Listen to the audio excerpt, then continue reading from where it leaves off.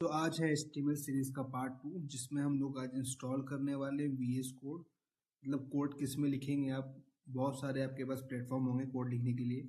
उसके बाद हमें कौन कौन से वेब ब्राउज़र की रिक्वायरमेंट पड़ेगी और HTML क्या होता है, इन 3 टॉपिक के बारे में आज हम बात करने वाले हैं। सबसे पहले जानते हैं इंस्टॉलेशंस के बारे में।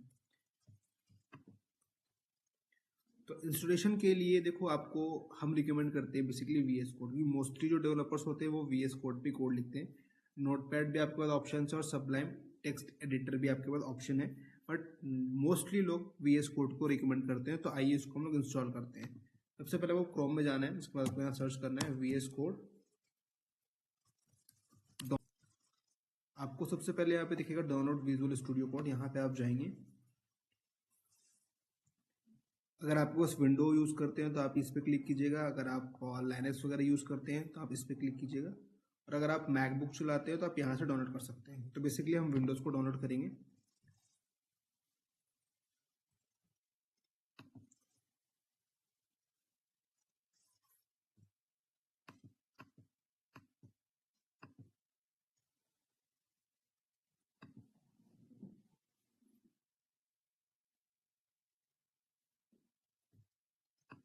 सो बेसिकली हमारा ये डाउनलोड कंप्लीट हो चुका है। अब हम लोग इसको डबल क्लिक करके इंस्टॉल करते हैं। आपको यहाँ पे क्या करना है, I accept the agreement, next पे क्लिक करना है, देन नेक्स्ट करना है, देन नेक्स्ट करना है, देन नेक्स्ट करना है और इंस्टॉल कर देना है।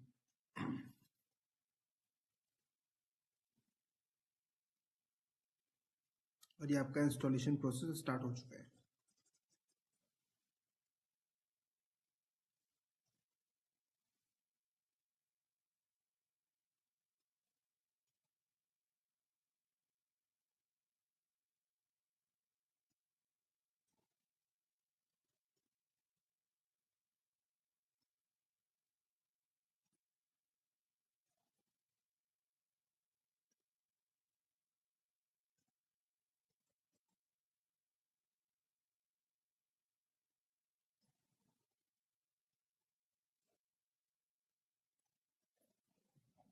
जैसे आपका इंस्टॉलेशन प्रोसेस कंप्लीट होगा, आपका VS कोड जो है वो ऑटोमेटिकली ओपन हो जाएगा।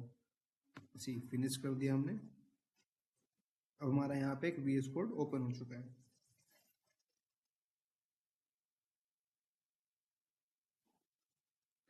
तो हम कोड यहाँ पे लिखेंगे।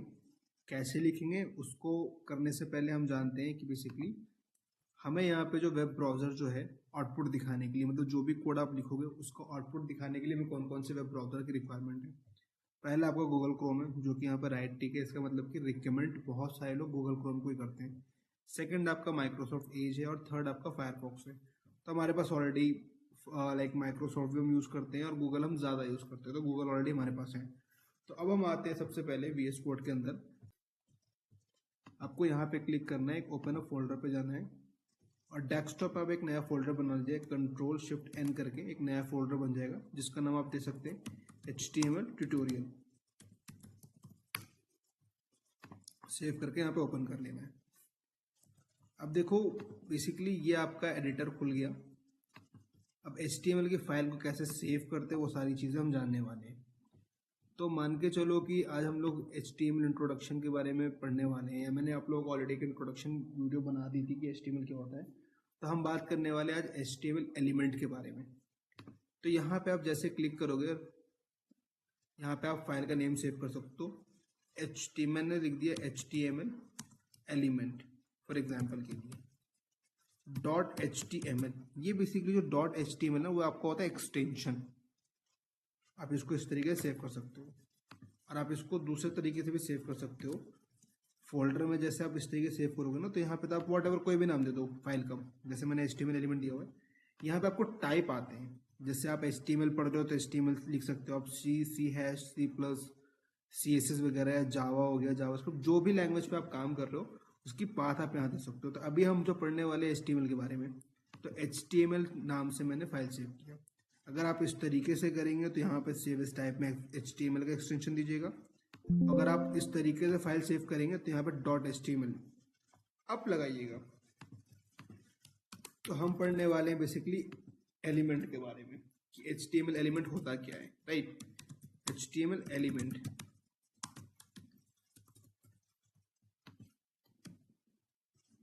सो बेसिकली गाइज ये आप जान लो कि standard element that browser recognise, कुछ ऐसे एलिमेंट है हमारे पास जिसको ब्राउजर रिकॉग्नाइज करता है। सबसे पहले जानते हैं कि एलिमेंट क्या होता है। देखो 3 टाइप के एलिमेंट है जो स्टैंडर्ड है। पहला है आपका पैराग्राफ एलिमेंट, जिसको हम डिनोट करेंगे इस तरीके से। इसको बोलते हैं बेसिकली टैग। ये आपका ओपन टैग हो गया और ये आपका क्लोज टैग हो गया, पहली चीज। तो इन दोनों का आप टैग बोल सकते हो।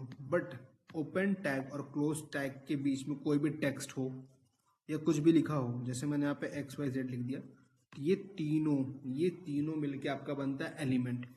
तो ये आपका पैराग्राफ एलिमेंट होगी, जिसको हम लोग बोलते हैं पी टैग। सेकंड आपका आता है हेडिंग टैग, जिसको डिनोट करते हैं हम लोग इस तरीके से H1।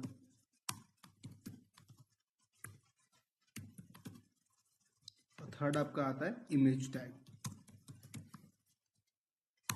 जिसको डिनोट करेंगे इस तरीके से। तो आप इस चीज का ध्यान रखिए कि टैग हम इसे बोलते हैं ओपन टैग और क्लोज टैग, और एलिमेंट हम बोलते हैं कि जब हम टैग के अंदर कोई भी चीज को यूज करते हैं कंटेंट वगैरह के बाद।